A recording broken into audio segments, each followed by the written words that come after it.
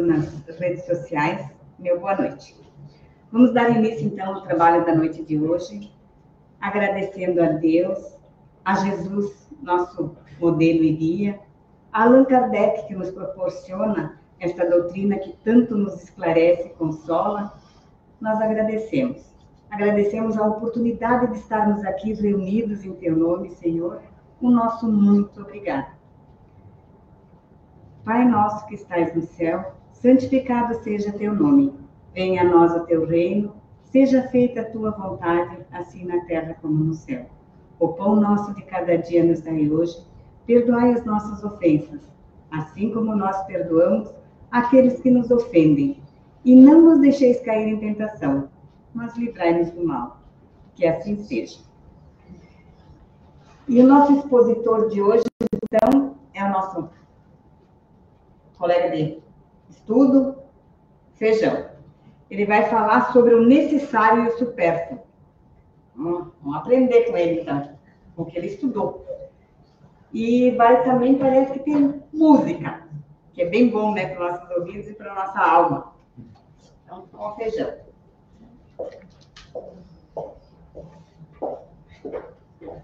Boa noite a todos presentes, boa noite aos desencarnados que aqui estão e uma boa noite a você que nos acompanha pelas redes sociais. Apesar que a gente, boa noite, é um termo que a gente usa, mas hoje dá para dizer que é um bom final de tarde, né? Por ser a nossa primeira exposição doutrinária, no Centro Espírita Allan Kardec, eu desejo a todos um feliz ano novo. Só que eu vou fazer de maneira diferente. Eu vou compartilhar com vocês uma música que mostra a maneira como a doutrina espírita vê o ano novo. Não é para dançar, é só para ouvir e meditar.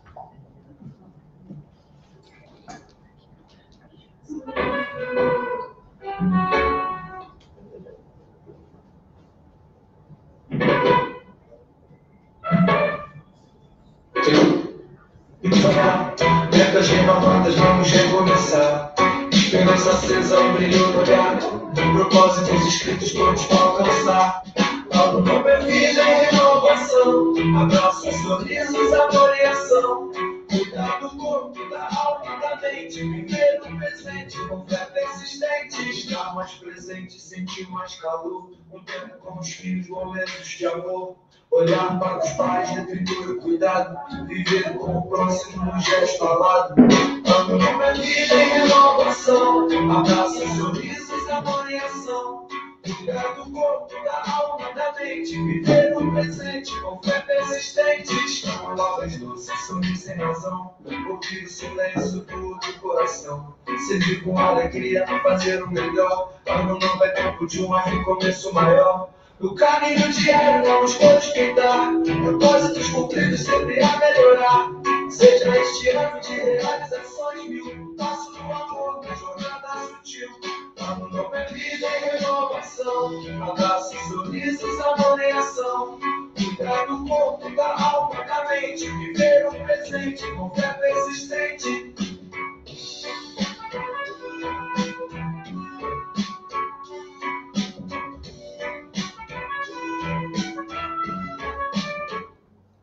Viver o presente com fé persistente.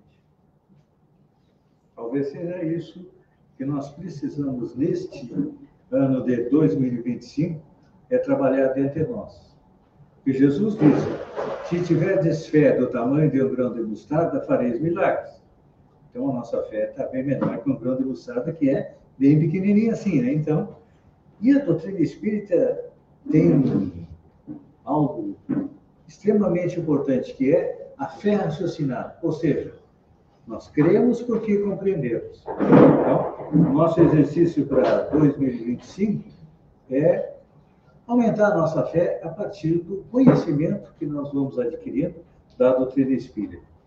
E hoje nós vamos falar sobre o necessário e o supérfluo. Todos nós estamos vindo aí das festividades do Ano Novo e do Natal. Com certeza a gente usou bastante do supérfluo, não é? E depois vem a recompensa, 1 quilo, 2 quilos a mais, e a gente tem que durante o ano, procurar diminuir. Então, por isso que é importante nós falarmos a respeito do necessário e do supérfluo. São só 3 questões que estão lá no Livro dos Espíritos, mas é extremamente importante. Para a gente poder compreender o necessário e o supérfluo, nós temos que nos remeter à terceira parte do Livro dos Espíritos, onde estão as leis morais. São as leis que regem o universo. Aqui em Santa Catarina, na Espanha, na Itália, Vênus, Marte, Júpiter, Saturno, Urano, fora da nossa galáxia, essas leis são que regem o universo. E Allan Kardec dividiu as leis morais em 3 grupos. Primeiro, os deveres do homem para com Deus. Nós falávamos aqui a respeito da fé. A fé, podemos dizer que é um dever nosso para com Deus. Então, nas leis morais que falam dos deveres do homem para com Deus, nós temos a lei de adoração, que a gente pode sintetizar como sendo entrar em contato com Deus através da oração. E a lei do trabalho. Normalmente, a lei do trabalho, a gente tem aquela visão do Antigo Testamento, que Eva fez com que Adão comesse da maçã, era proibido, e os 2 foram expulsos do paraíso por Deus e foram obrigados a trabalhar. Então a gente pensa que o trabalho é uma obrigação. Não. O trabalho é uma lei que nos leva a progredir, primeiro, intelectualmente, e a partir que a gente vai aumentando a nossa capacidade de compreensão, a gente vai aumentando também a nossa moral. E depois, tem os deveres do homem para com o seu próximo. São os deveres entre nós. Por exemplo, nós temos a lei de sociedade, a lei de progresso, a lei de igualdade e a lei de liberdade. Então, estes são os pontos que a gente tem que compreender e respeitar em relação aos outros. Por exemplo, a liberdade. A nossa liberdade começa onde tem uma outra liberdade, tem uma outra pessoa, e termina quando nós chegamos à liberdade da outra pessoa. Então, a nossa liberdade é relativa. A única liberdade total que nós temos é a liberdade de pensamento. Só que a liberdade de pensamento, ela tem um complicador, porque pensamento é matéria. Então, tudo aquilo que nós pensamos, nós emitimos para o universo. De bom ou de ruim, vem as consequências. E temos os deveres para com Deus, consigo mesmo, e aqui vem os deveres para com o próximo também, que são as leis a lei de justiça, amor e caridade, que é um resumo de todas as leis anteriores. Então, quando a gente fala nas leis, o necessário e o supérfluo, ele está incluído na lei de conservação. Ou seja, a lei que diz, olha, nós temos que conservar o corpo. Esse corpinho de bailarino espanhol é um resultado do que? Não do necessário. Um pouco mais do que o necessário é o supérfluo. Então, hoje nós vamos compreender isso. E a lei de conservação, ela é importante porque ela nos fala a respeito do instinto de conservação. O instinto de conservação é necessário para quê? Para a preservação da nossa vida. Quando a gente está em perigo, por exemplo, alguém quer nos bater, o que nosso instinto de conservação faz? A gente se defende. O instinto de conservação, ele vem nos acompanhando desde antes do reino nominal.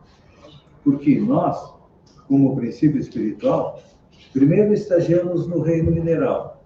Nós já fomos uma pedra, um diamante, um mármore, já estivemos ali. Depois passamos para o reino vegetal. Fomos uma planta.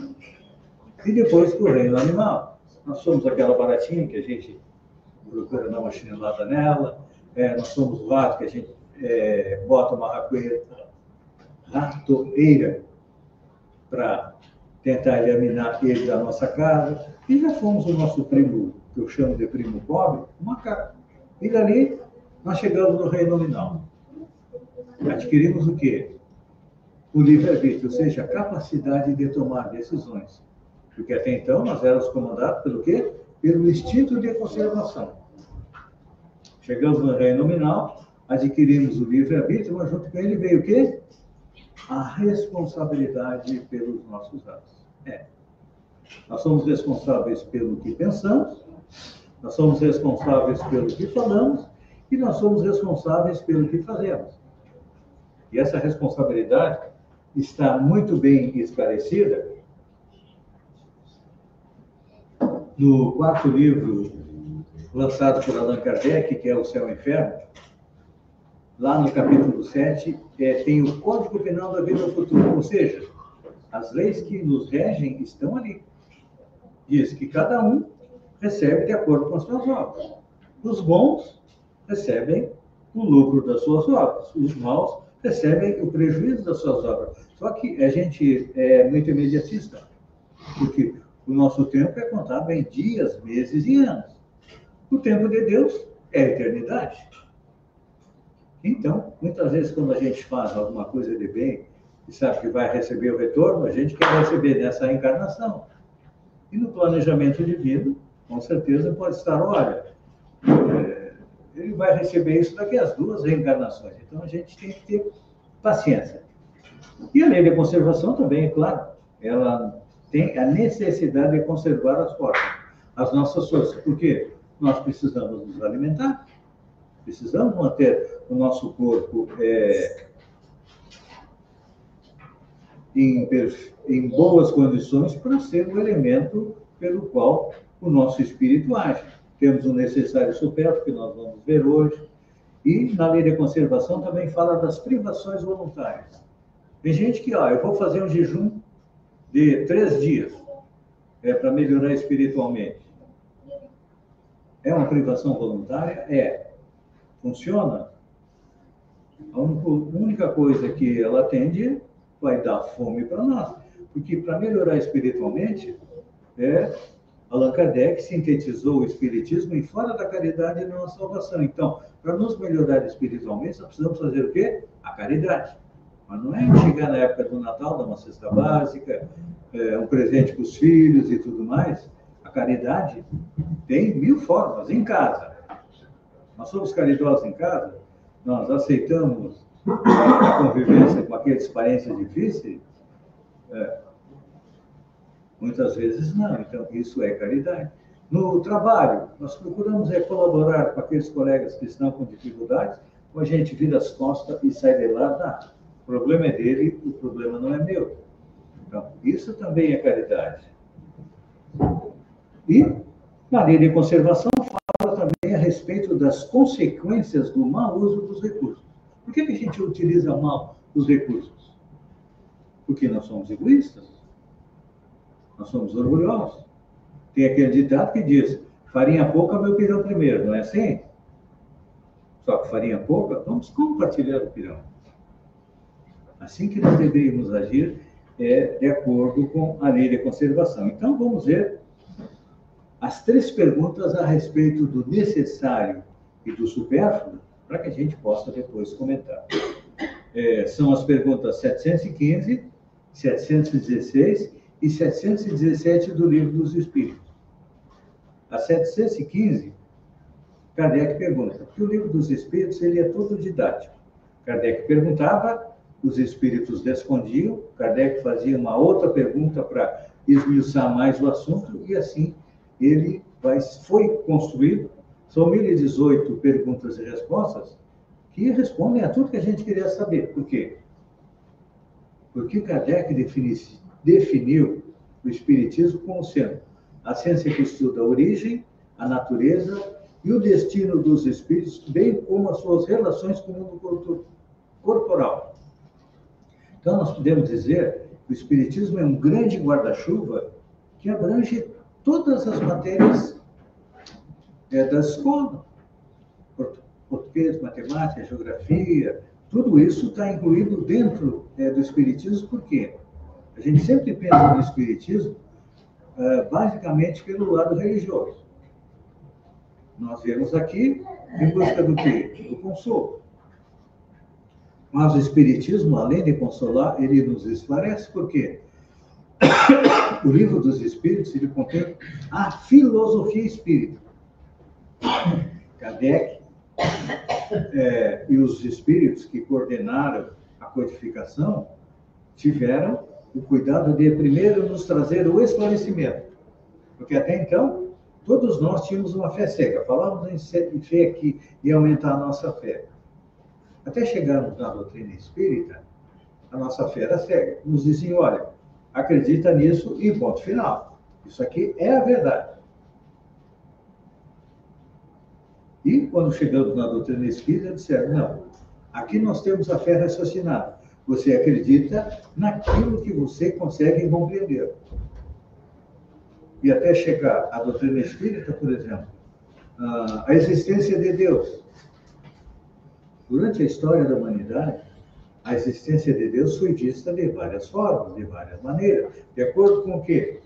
De acordo com o patamar cultural nosso. E com um princípio da doutrina espírita, que é a reencarnação, junto de Moisés, quem é que estava lá? Estávamos nós.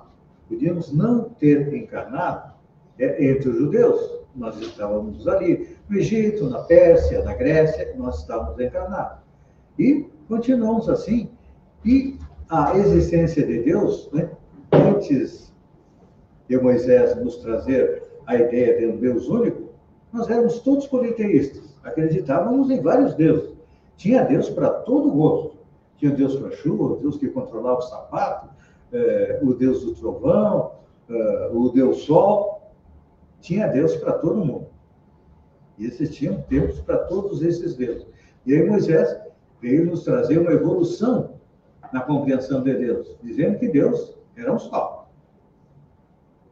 Depois veio Jesus mudar mais um pouco essa concepção de Deus, porque o Deus dos hebreus era um Deus que só cuidava do seu povo, o resto era o resto. Aí Jesus veio dizer, Deus é um pai. O pai ama seus filhos, cuida deles e eventualmente tem que dar uma exemplificada neles. E aí vem Allan Kardec e tira de Deus a figura de um homem. Deus não é mais aquele homem velho de barbas brancas que está lá na Capela Sistina em Roma. Não, Kardec coloca que Deus é a inteligência suprema, a causa primária. Então, a partir do momento que a gente veio fazendo toda a nossa evolução, hoje a gente consegue compreender esta definição de Deus. Ainda é difícil para a gente compreender, mas a gente já consegue compreender. A gente sabe, o universo é infinito. Existem milhões, bilhões, trilhões de sóis, estrelas, planetas, e tudo isso, vamos dizer assim, está dentro de Deus. E tudo é ordenado no universo, assim como nós. Temos o nosso patamar de evolução. Então, Allan Kardec pergunta, na 715, como pode o homem conhecer o limite do necessário? E agora vem a resposta dos espíritos. Os espíritos são admiráveis. Aquele que é sábio o conhece por intuição. Muitos só chegam a conhecê-lo por experiência da sua própria custa. Então, eu não sou sábio. Eu estou tentando compreender o limite do necessário a minhas próprias custas. E ele segue em frente. Mediante a organização física que nos deu, não traçou a natureza o limite das nossas necessidades? Olhem só, a pergunta de Allan Kardec há 160 anos atrás. Mediante a organização física que nos deu, não traçou a natureza o limite das nossas necessidades? E a resposta é sim, sem dúvida. Mas o homem é insaciável. Por meio da organização que a natureza lhe deu, a natureza traçou o limite das necessidades. Porém, os vícios lhe alteraram a constituição e criaram necessidades que não são reais. Então, a nossa natureza cria necessidades que não são reais. Por exemplo, só um exemplo, nós viveríamos tranquilamente com uma dieta de 2.000 calorias por dia.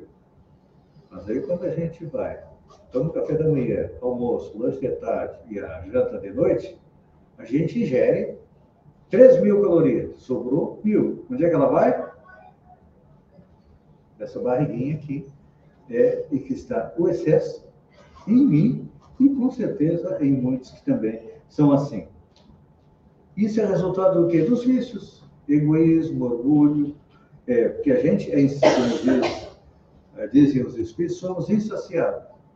Na hora do almoço, um prato de comida é o suficiente, mas sempre tinha aquele pouquinho do olho que não ficou cheio de comida ainda, então a gente vai aonde? No segundo prato. E o segundo prato não era só para completar o olho, é para encher um pouco mais a barriga. Então, esse é o mecanismo que nós utilizamos em função do quê? Dos nossos vícios. Porque ainda não conseguimos nos livrar deles. E vai levar um bom tempo até a gente conseguir se desvencilhar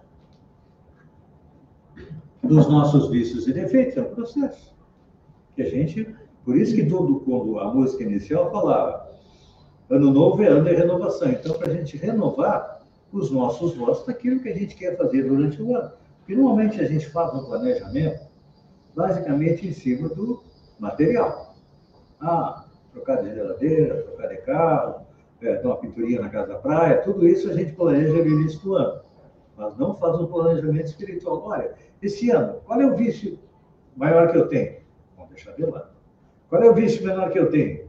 Vamos pegar esse, que é mais fácil de nós lidarmos. Então, de a cada pequena vitória que nós vamos obtendo sobre nós mesmos, nos dá o quê?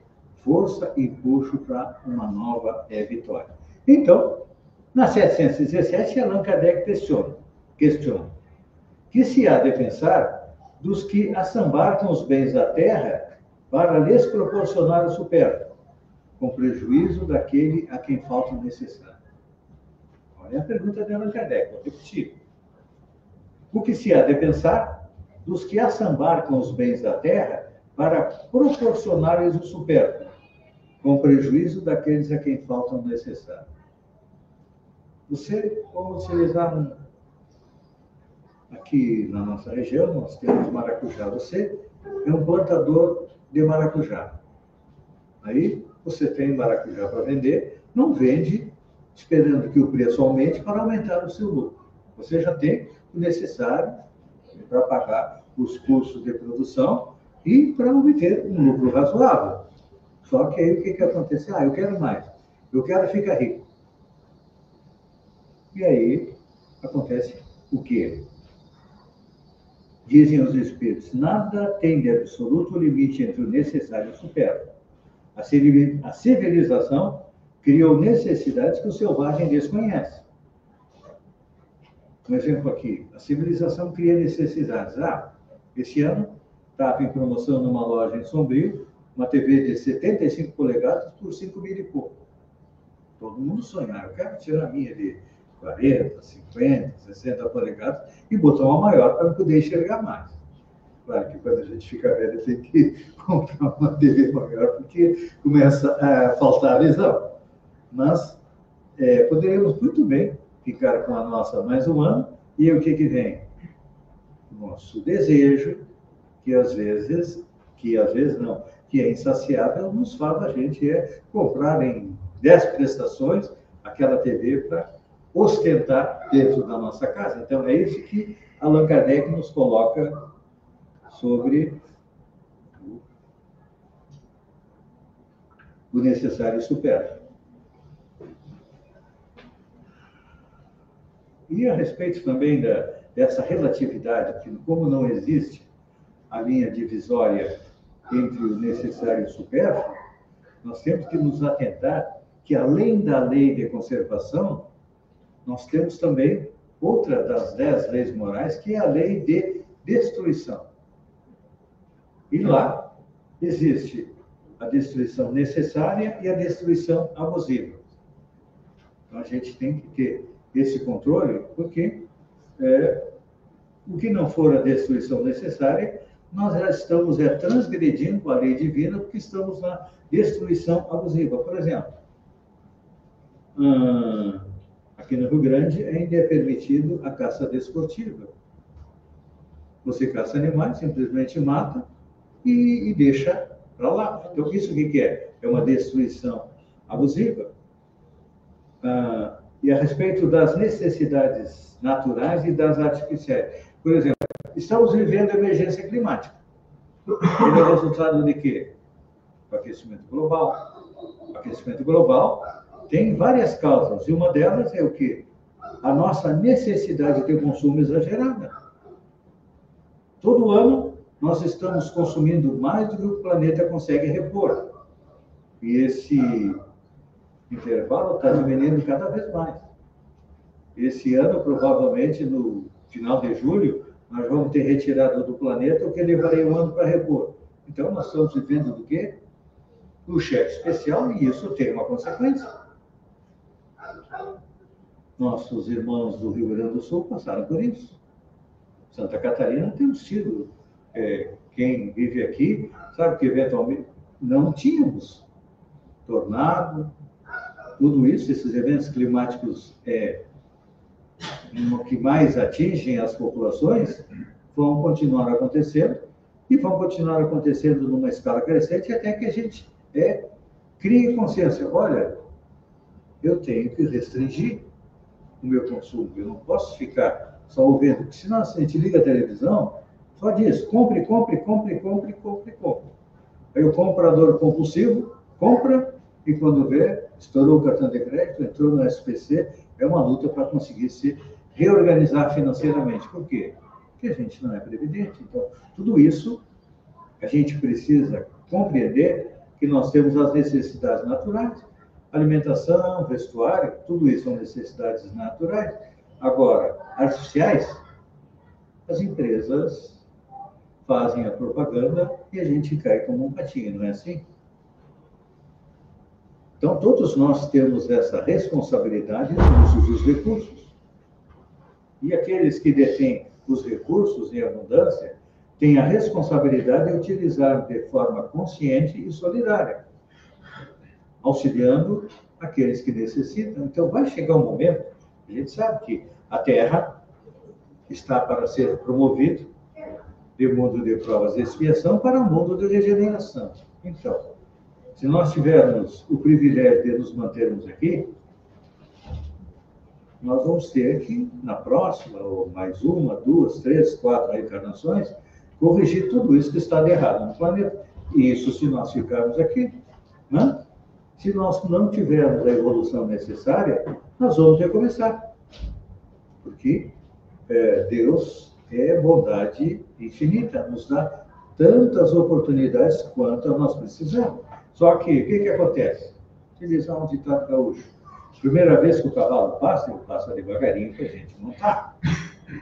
Na segunda vez, ele passa um pouco mais ligeiro. Fica muito difícil de montar, vem a trote. Na terceira vez que ele vem a cavalo. E aí, ele vem que fica melhor correndo.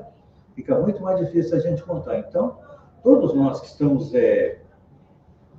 adquirindo todo esse conhecimento que a doutrina espírita nos dá, vem aí a responsabilidade de agir pensando nas consequências dos nossos atos. Porque se eu vou no mercado, compro um legume, chego em casa, rasgo um saco plástico, um exemplo bem simples, eu vou jogar no lixo, que não vai ser reaproveitado. Se eu conseguir reaproveitar aquele saco plástico, é um ciclo de menos 400 anos que ele leva para ser degradado. Se eu conseguir reaproveitar 3 vezes, melhor ainda. Então, esse é o nosso papel. Papel de quê? De compreender sobre o necessário e o supérfluo. E para encerrar, vou botar mais uma musiquinha aí, que nos fala a respeito de tudo isso que eu coloquei, só de uma forma musical. Essas músicas não é feita por mim, são feitas pela inteligência artificial, e a gente determina os parâmetros para que ele faça a letra e que também faça a música. Então, é uma parceria entre eu e a inteligência artificial, que a gente pode utilizar de inúmeras maneiras para melhorar a nossa vida. Então, a música é sobre o necessário e supérfluo.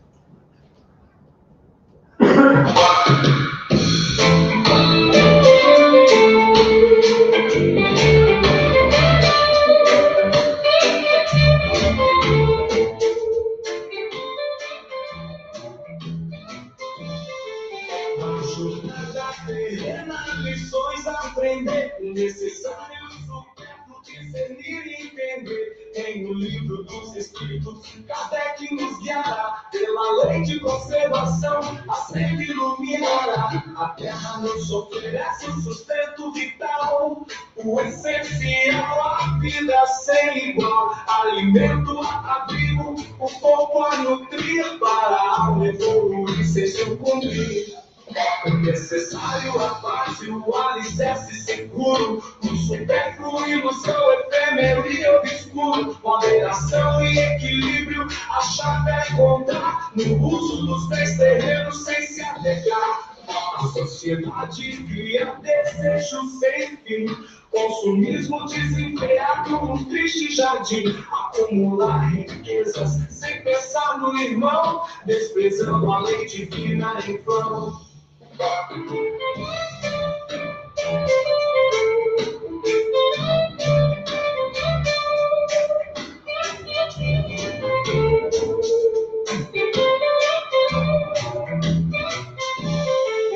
Necessário a base, o alicerce seguro, o supérfluo, ilusão, efêmero e obscuro, moderação e equilíbrio, a chave a encontrar no uso dos três terrenos sem se apegar. A sociedade cria desejos sem fim, consumismo desenfreado, um triste jardim, acumular riquezas sem pensar no irmão, desprezando a lei divina em vão.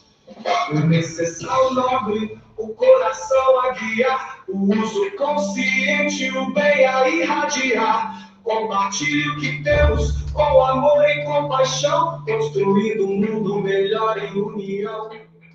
O supérfluo nos seduz com brilho fugaz, mas a verdadeira riqueza no espírito está. Cultivar valores eternos, a fé, a caridade, aproximando-nos de Deus em fraternidade.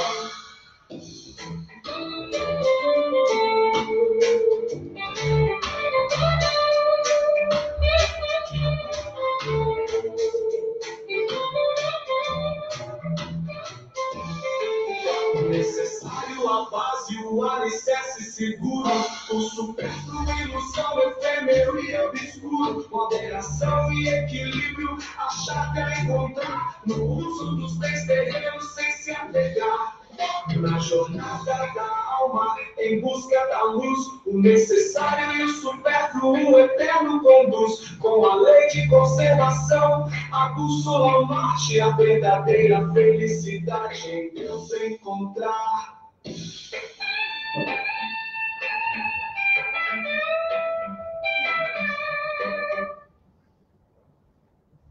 A nossa missão para hoje é encontrar essa chave, né? Entre que abre a porta do necessário e do supérfluo. Podemos dizer que o necessário é a porta estreita, o supérfluo é a porta larga. A porta estreita nos leva à evolução, a porta larga atrasa a nossa evolução. Boa noite a todos e que a paz nos encontre.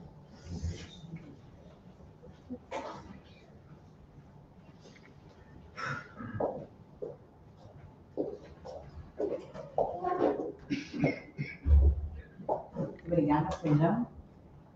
Eu tenho uma boa noção de ver o que é supérfluo e o necessário.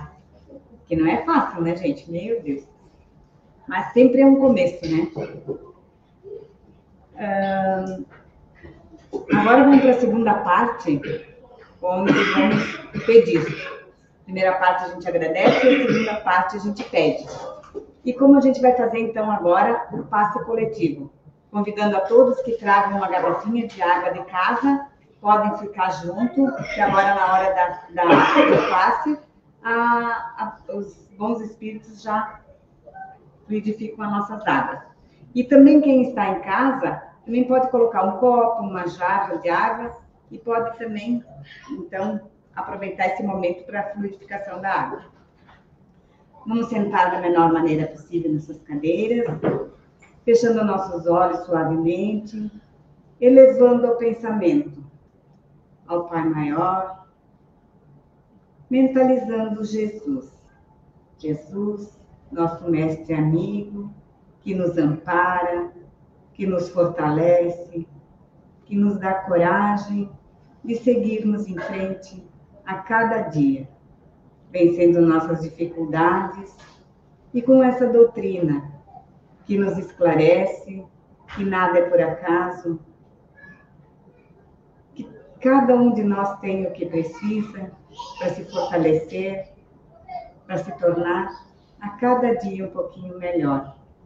Que os benfazejos amigos, Senhor, possam fluidificar nossas águas, derramando os remédios fluidos e salutares de que cada um de nós necessita, para quando dela fizermos usos, recebermos tudo aquilo que precisamos. E do fundo do nosso coração, agradecemos tudo que temos, dizendo: Pai nosso que estais no céu, santificado seja teu nome, venha a nós o teu reino, seja feita a tua vontade, assim na terra como no céu. O pão nosso de cada dia nos dai hoje, perdoai as nossas ofensas, assim como nós perdoamos aqueles que nos ofendem. E não nos deixeis cair em tentação, mas livrai-nos do mal. Que assim seja. Uma boa noite a todos e vamos em paz. Tenhamos uma ótima semana.